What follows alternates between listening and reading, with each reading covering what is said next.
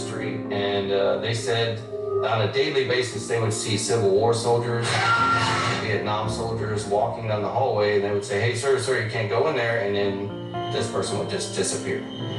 Where the bodies have come from.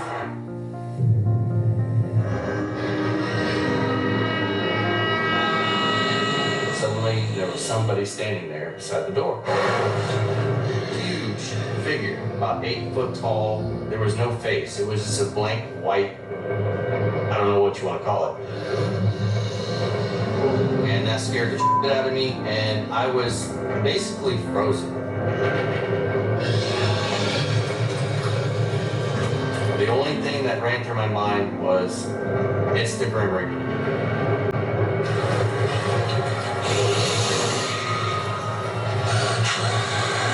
I wanted out. I'm very convinced of what I saw. I mean, my partner's seen same exact thing as I saw. It's not possible. We both, imagined this thing. Yeah, before this took place, I was a total skeptic. I didn't believe in any paranormal. I was like, man, it's all a joke. It's all made up. After that, there's no way to tell me anything different.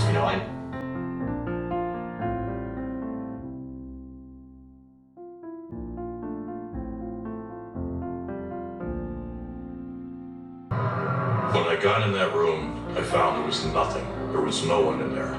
But the room suddenly fills with a bitter cold.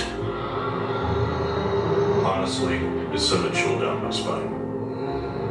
It's almost like you expect Rod Serling to come stepping around the corner and saying, "This makes sense," in the Twilight Zone. The cold gives way to something much more disturbing.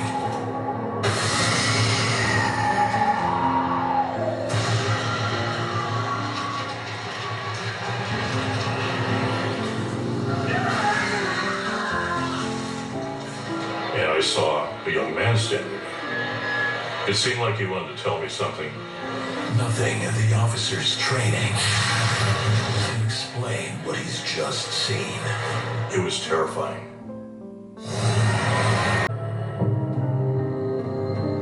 How much did you share of this tale with your colleagues at work?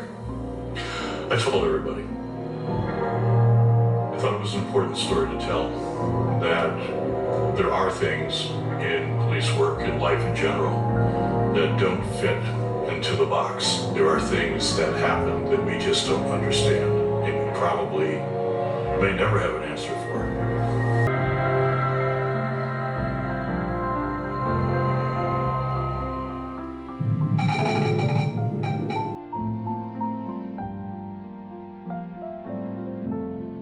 The life of a retired Army colonel. Veteran paramedic Scott Astorga is shocked. Oh, shit! When he sees a ghostly image outside the ambulance. It was the old man that we were working on. He was looking through the window. My partner saw it, I saw it, and we're both just kind of taken aback by it. I was wondering what was going on. But the terrified paramedics still have a job to do. Treat their patient and save his life. We're still trying to get a heart rhythm back. How we doing back there? We're not doing well, man. We're losing. As his patient hovers between life and death, Astorga is confronted with a man's spirit again. In the seat next to him. You don't think you're going to see a ghost on a call. I was terrified. I was shaking. Fighting his terror, Astorga somehow manages to stay focused How we doing back there? on saving the man's life. Is he still with us? I'm losing him, man. How close are we? Minutes. Keep it up. What they've seen This stays between you and I. Absolutely. If it had just been me that saw that, it would just be me, freaking myself out. But the fact that my partner saw it made it more real. After an exhausting 24-hour shift, Astorga can't sleep. He's in fear for the lives of his family. And the night is far from over.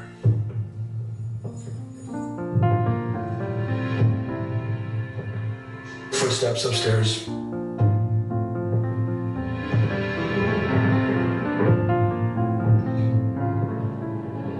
Daddy? What's wrong, sweetie? I can't sleep. And she was like, the man that's talking in my ceiling won't let me sleep. I knew exactly what it was. I'll show you. And I could tell in her eyes that she was scared. That's when it really started getting kind of freaky because your family started to experience some of this stuff. Encounters get more frequent and intensify. Then, Astorga gets a possible lifeline. All-powerful God, we honor those who have laid their life down for their country. Astorga begins his recitation of the prayer for fallen soldiers. Their sacrifice is too humbling for words, except those uttered in prayer. All soldiers never die. Let the sounds of strife, the cries of battle, the wounds of war, let the sounds of strife for all eternity, the cries of battle, be gone for all eternity, and we will never forget the service that they gave. Soldier, rest, thy warfare is over, dream of battlefields no more. The brave die never, though they sleep in dust.